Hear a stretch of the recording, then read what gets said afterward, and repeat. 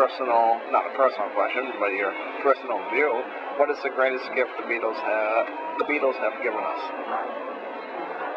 Well, certainly their music. But that sounds too... Well, because it lives on, too. Yeah. And when you capture a good performance, everything comes with it. Their passion, their love, their energy, their humor, their great sense of musicianship. So we get a lot out of that. So what is it that makes the Beatles so timely and timeless? Great songs, great personalities, and something that happened when those four souls got together. Something that nobody, I don't think, has ever been able to put into words. Something the world's never seen before. And something that they all came to realize, like they were bigger than the individual parts. It's like something happened. We don't know why. We don't even know why it was us. We wished it wasn't us in some way. Less fame and more money would have been better, as they always thought, but they're just so charming, They're just so much fun. Yeah. I mean, watching the anthology, you could not write or make up a better story. Oh, no. Come up with better. Like Derek Taylor said, it's so unbelievable the twists and turns of that story. But because there were four of them, too, they were able to cover for each other. Yeah. It wasn't like, so-and-so artist you met, and now he's in a bad mood, and boy, was he a pill that day. Yeah. The other three were crazy. So they made up for him. The one who didn't feel like talking didn't talk, or... they covered for each other. So they always looked like the cheeky mop top having fun. But they had their niche together, their clique. They never let anybody in. Everybody else was like, can you believe this guy? And they were always like sort of making fun of the situation, all those interviews and... Yeah. So they probably just laughed about it when they left, In the wake of recent events, has the significance and importance of the Beatles and their music changed any? Recent events? War. The world and its insanity. The world being on a handbasket. I didn't mean to make you cry. Yeah, there's more, I think there's the same significance, but there's the sadness to me that it's not currently happening so people can see the alternative. Right. You have to dig through history to get the alternative. Right. That is also one of the reasons why I'm glad to be a part of something that's still spreading the Beatles' magic. I don't want to use the word too much, but when we play those songs, people just hearing those songs still brings out the magic in people. They remember. It's amazing how many wonderful memories everybody has attached to Beatles. Yeah. Everybody. And how many ages they affect. Oh, yeah. I mean, there are 2-year-olds jumping up and down the front of the stage, singing all the words to I Am the Walrus. Yeah. It's fascinating. And 9-year-olds twisting and shouting, it's like... Okay, you guys have been together since 95?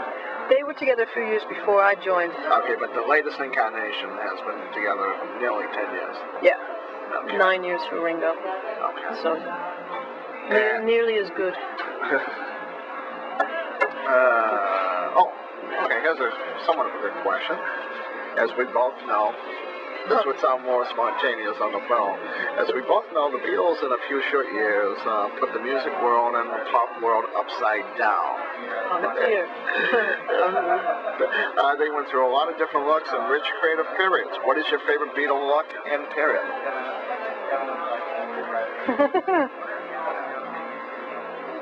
The pretentious interviewer asked. Yeah, there's looks and songs and clothes I like from every period. Is there one that and if there's no... It used to be the later years. It used to be like 67 on. Okay. But, you can't help but just feel incredible after watching A Hard Day's Night. And laugh your head off through Help. Yeah, right. I mean, even the older I get with Help, the more funny all the extra stuff is. Yeah. Dick just hastily scribbled note hastily. For some reason, when I was growing up, when I was real young, Help was my favorite. Yeah.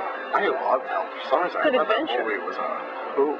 And a mystery. But you hear about, their stories about how they were high as a kite and all that stuff. I really hated being just extras in their own film. Yeah. But I thought it was so zany that it was... Yeah. And there's great music in it, of course. You wouldn't interfere with the basic rugby concept of me personality now, would you, madam? Would you explain yourself when the opportunity presents itself? Please! Beatles, please! Oh. The elder generation leading this country to galloping ruin. Oh, they know. Now, Harvey's Night has that great scene with George when he comes in and they think he's the new... Trend of the sign of the new direction. No, the change isn't due to happen until... And I loved how they spoofed on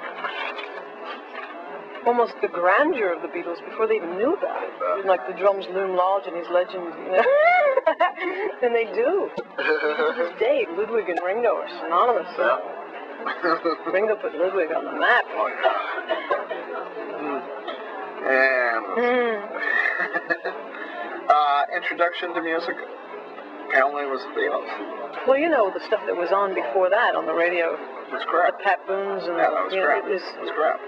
Going back to being a scary time where everybody was everything in black and white. Yeah. And, I mean, Father Knows Best, Leave It to Beaver. Yeah, you could see right through it. You thought, this isn't real life. Yeah.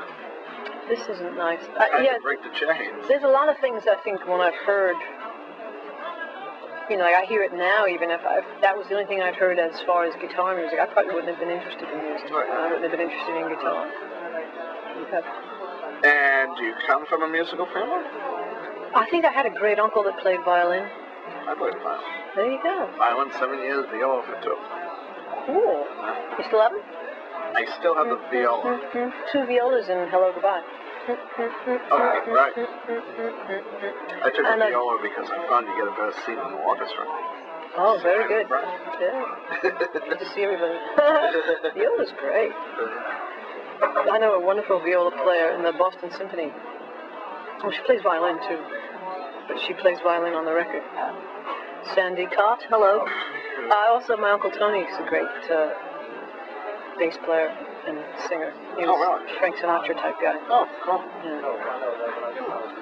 And, okay, so your credit as your chief musical influences, you pretty much have said it already. Beatles, James Taylor, Carly Simon, Fleetwood Mac. Okay, pretty much anything that came, that was singer-songwriter that was good in that period. And the guitar players that were good, Eric Clapton, Paul Simon. And see, we're very... But you know, the guitar players, though, there were some really super guitar players that my guitar teacher turned me on to, like Johnny Smith, Barney Kessel, Charlie Christian. Oh, yeah, some of these are all these early jazz players. But he didn't call it jazz. It was just, these are good guitar players. Yeah. Listen to good guitar playing. So, yeah, those people were terrific. Yeah. You hear that stuff and go, oh. Really? Yeah.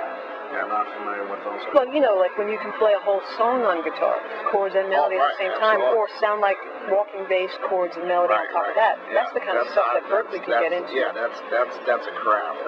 That's the scenery recital material. You know? Jump through this hoop. Now, how good are you? I did that. I mean, you can do that stuff. Yeah, right? I did like the whole Stars and Stripes Forever. Okay, you know your guitar inside and out. When it weeps, you know why it's weeping. Yeah. You know how to cover it. And when did you start singing? You know, my mom encouraged me to sing when I was probably about 10. Really? Because she's, you know, people that are drawn into words, you communicate your ideas a lot and your emotion a lot quicker if you sing. So I instantly, as I was writing, learning how to play guitar, I started writing my own songs. But she encouraged me to sing. I always thought guitar playing was more important, but I was always glad that she said that because... Yeah, did you know you had a voice at the time, or...? No. Okay. You know, it was just, well, the Beatles sang, I'll sing. I heard about Berkeley through their Bill Levitt guitar books. When I was 11, my guitar teacher got me into those books. He said, these are college textbooks. I said, there's a college? I can go to college and keep doing more guitar? I'm there. That's where I always wanted to go. So you've been in this area for half your life? Yeah. Yeah. And New England sort of suits me, you know. Oh, no, If you're going to be transplanted and you're going to be a chip off the old Beatle block, you might as well be in New England.